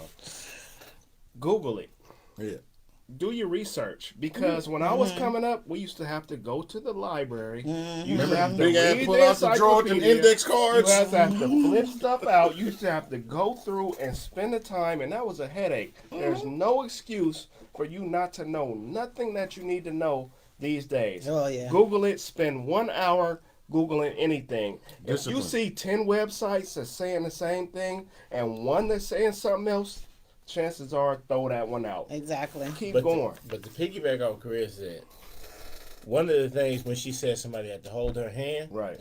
in my case, I really did, because as intelligent as I am in all other aspects, when it came to financial things, I grew up in one of those houses where when motherfuckers talking about bills, if you ask the question, get up out of here. These grown folks bill. No, so I didn't that's know how much money was ever coming into Right, the house. I didn't right. know what people made. I didn't know how much the mortgage was. Like, I didn't know anything that had to do with business was grown folks' business. Right. And then the first time I got grown and I was out with a checking account, and they gave me a check. I went to Bank of America. They gave me a checking account. It's funny But my now. thing is- I literally didn't know how to write, even how to write a check, Yeah, my because daddy no taught me how to one write a check. ever. I didn't There's one teach thing- But I was in one of those financial houses where Yeah. parents- I didn't ask no question about finances, none of that. So now I'm out here. I got vibing on my own. I got a checking account, and I don't even know how to write a check. Right. And the old white lady in Bank of America had to show me how to write a check because I didn't even know how to write a check. Now you can Google it. But I'm just saying, you know what I'm saying? Images But even still, if you Google it, But you still got to find the right people. You still need. Well, I mean, I don't know. It depends on the type of personality, but like she had said, I still, even at this big age, when I did make financial moves, I still needed somebody to hold my hand and guide me because I honestly didn't know which path. So even if I knew, like, okay, common sense and some Google, it was still good that somebody could say, yeah, brother, you're doing the right move. You don't know what you don't know. You know what I'm Yeah. saying? You don't know what you don't know. Yeah. And that's the whole thing about it. We definitely need them guiding and support systems, but what I'm trying to do is encourage people to look it up. Yeah. Do the research. If you got to Get that knowledge up. Yeah, it's out there. Like it's people dreamed about. It's the $1 million. Ask Google that do you ants earn. have heartbeats? Just look it up. I'm just saying some crazy stuff like that. Google It that. sounds- $1 you it earn, you gonna sounds treat crazy. differently Do than they? the $1 million that They somebody don't gives technically you. have hearts. Exactly. Ants But- don't have hearts. See, I can refer to Cat. See, Cat is better than Google because she's right here and she's a scientist. There are no dumb questions. There saying- are dumb people. I'm saying that to in terms of just That's just people, just us not sharing information the way we should. That's all I'm saying. That's why I keep saying. And why do you think that is in our Receptive to families? the information. True. I think- Like Kat said, 'cause I Kat heard a lot of said good you points. got to have people that's receptive to the information. Because Right. once again, it's a double-edged sword with me. I don't like asking for help. Right. Ask Google.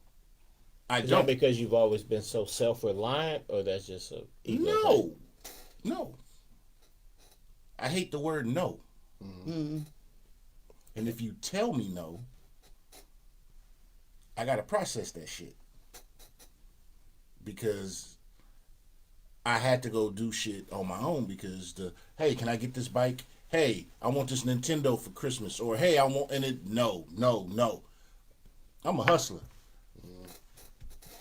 I go get it myself then. So I built up a wall to where I just say fuck it and go get it.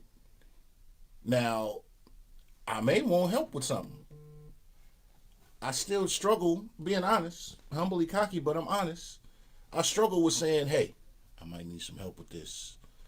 But that's my own deficiency that I look in my mirror because the only person that I have a real conversation with is myself. Have you ever found that to be detrimental to yourself? Not willing to. Hey, right, Les, I know says my life. foolish pride has cost me True. on several occasions. But I'm still working on that. I mean, I still happen to be in the cool positions that I'm in, but it's still like, okay, because I don't like to depend on nobody, so I go do it. I feel like when I made my biggest decisions is because, or when I was forced to learn something that I wasn't comfortable with, it was because of something that had happened, right? So I wasn't thinking about buying no house until my landlord said, hey, we selling this place. So I'm like, okay, well, what I'm going to do next? And then it came to a point where I didn't take taxes and didn't understand that, take that seriously until it almost interfered with me with my purchase. You know what I mean? So when something happened detrimental like that, that's a push that's going to really get you to force you to learn something Because outside anybody your in the comfort house zone. buying process, they'll say, Man. like for instance, when I bought my property, I had it, they was like, but I had to. oh, the mortgage should be this. I wasn't happy. And then they Stressful. said, and I'm like, oh, that's 70. a real cool figure. In fact, I'm going to come up. And Not then they 70, said, 70. but when we impound the account and put this Sickening. much tax and insurance on there, and I was like, ooh, that number's Sickening. a little different. Yeah, for sure. Because my taxes are $9,000 annually. So when they quote you this mortgage number, and you be like, oh, that's not bad at all. I should have been there. They do that on And Zillow then all the suddenly, time. and then they Yeah, estimated 2100. Yeah. Left That- out about $1,000. Exactly. And then they say, but the impounded amount gonna be this. And you be like, whoa, wait a minute, that's not. That's not what Zillow said. That's not. Because Zillow said you estimated You it's got gonna be property 2,300, taxes, and it's now best- my actual is Insurance, 3,800. And property they said, where do taxes, you sign? And I'm saying, It's I'm best saying, to have all that. I don't want to sign nowhere because these is obviously the All right, let wrong me go back to papers. this apartment. I want that. those. Yeah. I want those other Partner. papers. Right. You gotta pay for I want that. I want that 2420 paper, ain't not mad. this 3890 paper. That's not what I want. Try $5,000 mortgage. I mean, Man. we learning. We learning. Hey, it's like that. That should have put hair on your chest. But hey, already going there, back, but- going back to what you had said Yeah. about how you never want to rely on nobody. Yeah. Because That's how I also ended up. Me and 4 brothers in a studio Right. because we was on some. Ain't nobody putting us out of shit. Right. Ain't nobody, telling us to go take out the trash. Like, we wasn't going to be reliant or defiant to anybody. So we made certain moves, and then I developed a certain mindset.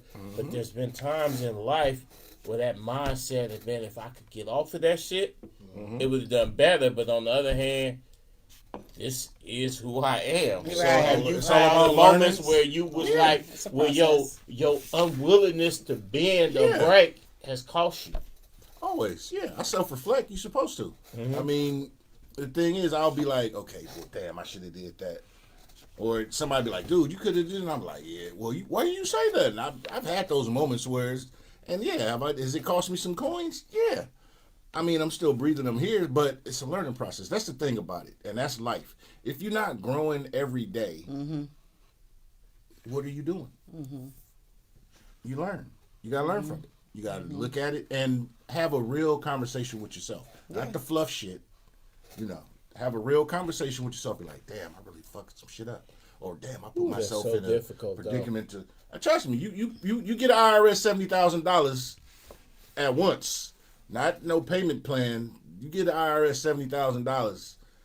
You like, Let me tell Sickening. you, I decided in 2018, I decided to make a career change, and I became a claims adjuster. And they sent me on an assignment to Atlanta, and I was in Atlanta for 4 months working for State Farm, doing disaster claims. But I found myself, we was working 12 hours a day, 6 days a week, and then on that Sunday you do laundry and go get some soul food. But now I'm in Atlanta. I'm living in a whole nother city. And I would sit at night, and I didn't have cable in the place that we were staying. So there was nothing to fucking watch on TV. But there was none of my peoples around. Not a single relative, nobody. And I found for myself for the first time in my life, because I've always been a person that had roommates or family or this and that. I had literally never in my entire life been alone. And now I'm sitting here in Atlanta, 3,000 miles from home, on a different time zone. And I was sitting there looking at the ceiling. There was nobody to talk to. There was nobody. And for the first time in my life, I even put this on Facebook. For the first time in my life, I was probably, because I've always been a gang of partners, we kicking it, and for the first time in my life, I was alone with me. And then I started having to have real, like you was just saying, real conversations with me. Right. And I realized something. My kids had got upset with me when I said this because I sounded depressed. But for the first time, I was like, man, I don't even like me. And I don't like what's going on. But I had never, everything was always superficial. Everything was always superficial, and people be like, you all right, blood? Man, I'm good. You know a nigga like me, whoop-de-whoop. But now it's like, I'm in this room, Right. and there's nobody to bullshit for. Yeah. All you Did got you is Google how you. to be alone? Man, no. I didn't. I wasn't. I never been alone, so I wasn't prepared to be alone. And now I'm sitting here like, wow. And that's the first time in my whole life, 2018, the first time I ever had real conversations with myself. And I didn't like the conversations. I didn't like what was happening. I didn't like some of the things, the people I was dealing with, how some shit was going. But I never had those moments of self-reflection. And then, but when I hit back to the town in 2019, when I got back to the town, I was a completely different person. My circle had to adjust because I was a completely different person. But that's because for the first time, I had real conversations with myself. So some of us, some of y'all out there, you might want to take a moment, because if you've never had real conversations with yourself, if you've never really got past the superficial and figured out what's going on in your life, you'd be amazed at the things that you've been harboring since you were 7 years old, about the things that ain't cool, that you don't like, the things you go along with, to get along with, the career paths that you own. You really might just take that moment, man, and really get real with yourself, and it'll really help you. It really will. I'm here. I'm a living witness to that. And I'm one of them type of dudes that when they say, go to therapy or shit like that, and I laugh and be like, niggas like me don't go to therapy. We be real. Yeah, completely. Y'all need somebody to talk to, but know, talk to yourself. My brother Duck watching that fool say you can talk to people yourself. Try to talk to you, Yeah. Just don't answer yourself. No, you need to answer. Yeah. But you really not good. Here's the thing. Show me a short necked giraffe. They don't There are exist. none. You know why? Because they had that real conversation with themselves. They said, hey, the fucking leaves are up there. How am I gonna get to them? Adapt. Unless I evolve. Exactly. Steve, we gonna touch on that, man. We gonna have a whole show just for all this stuff. Steve's my old coach. He knows about me in the 70s. He know. You touching on some real stuff, Steve, but your stuff is like a whole talk show a piece. That fool said, Duck said, show me a snake that can pedal a bike. Okay. Now, one thing in Islam, from my limited knowledge, there's a lot of submission, a lot of prayer, a lot of reflection.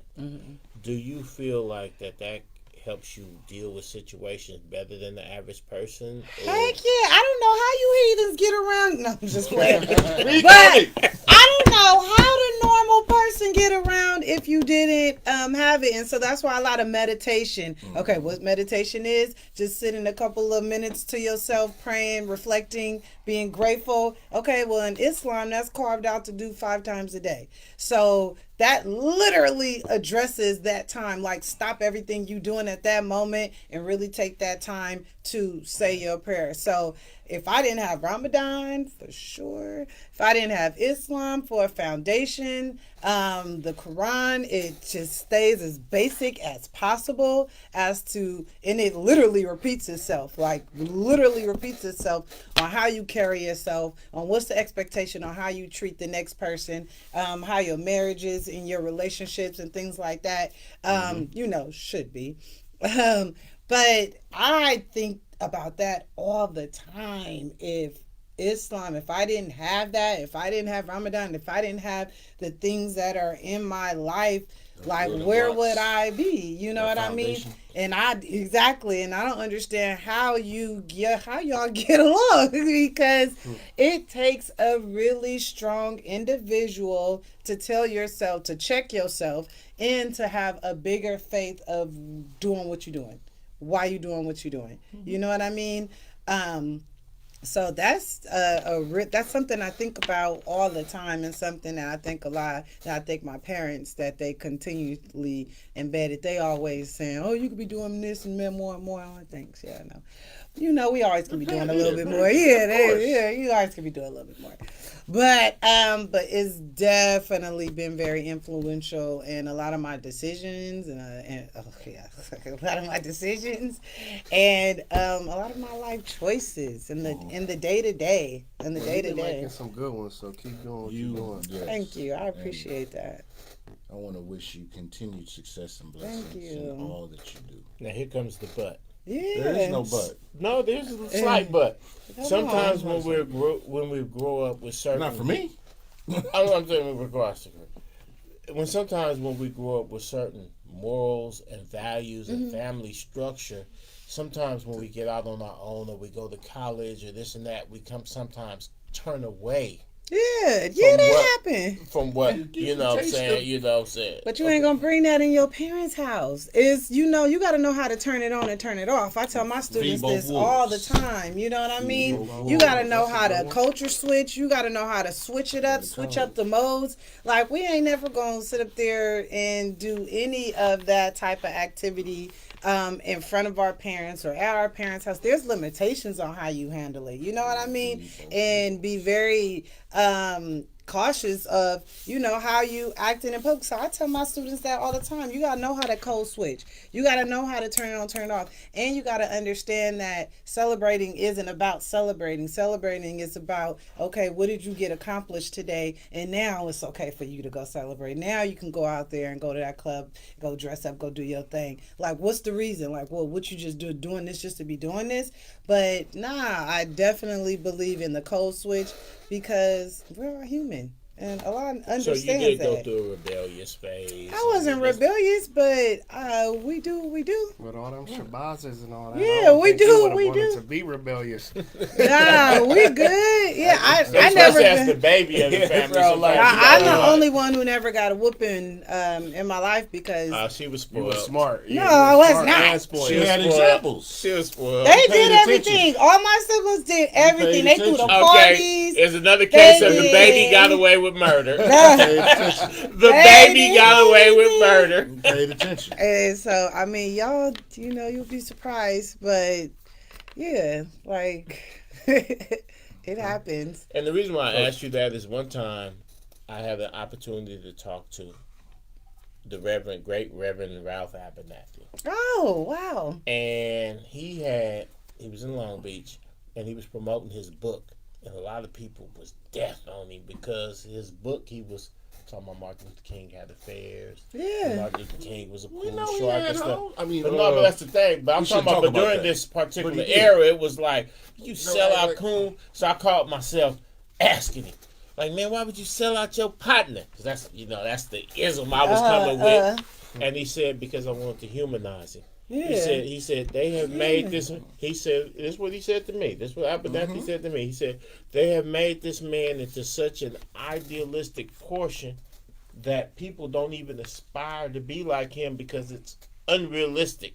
That he walked on water and everything like that. And he said, I just wanted to show people that this man can be human and he can have these feelings, If but you you ever can still told one of achieve your this friends greatness. you wanted to be like Martin Luther King, do you think they would take you seriously? Exactly, but after I talked to Abernathy, he was like, he was saying, I want to show a human face. I want to show you if you peddled a little dope, if you did this or if you did that, you can still aspire to greatness.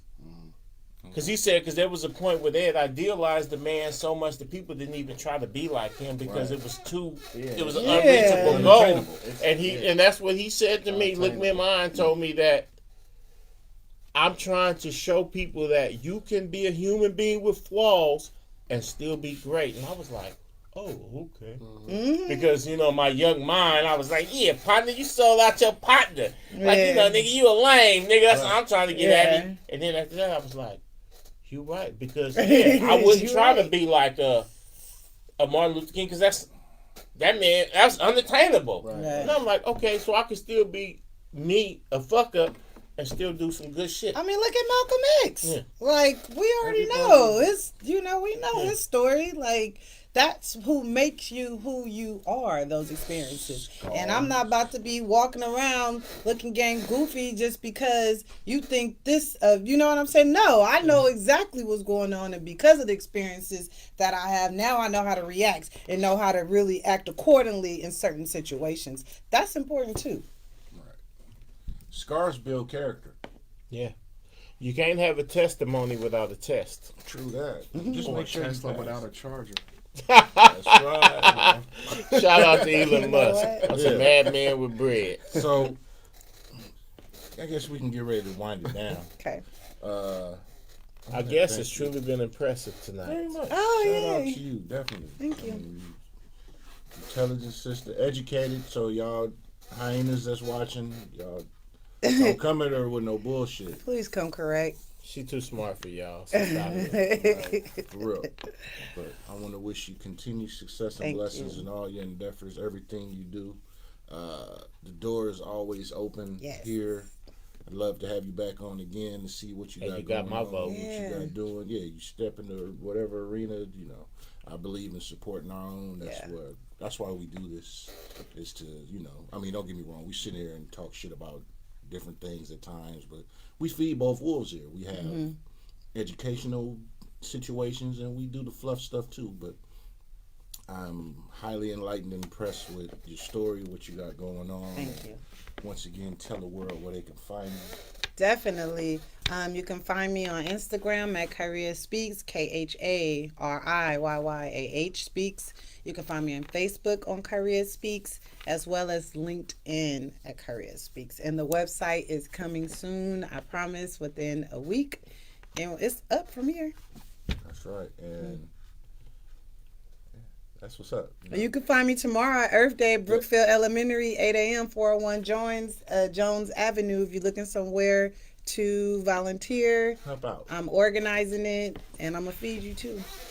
She gonna feed you. That's why you do it, man.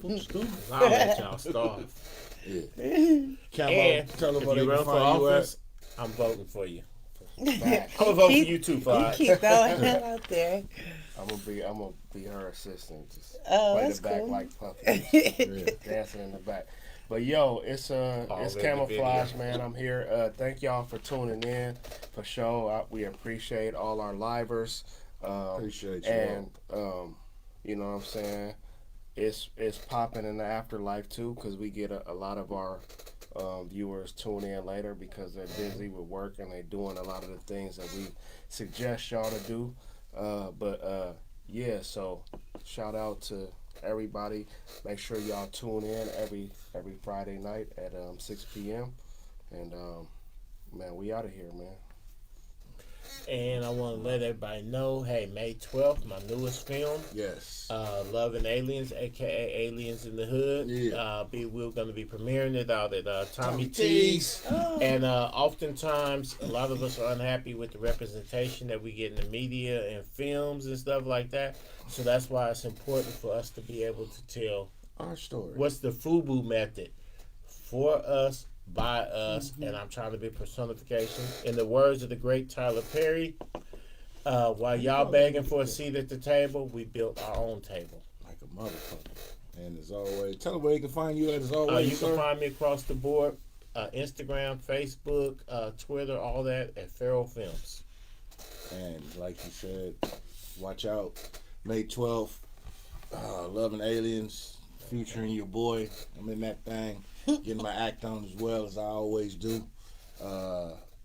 You can find me at Instagram, Cognac_Confessionals, Facebook page, Cognac Confessionals. If you know me personally, you can follow me on my personal page.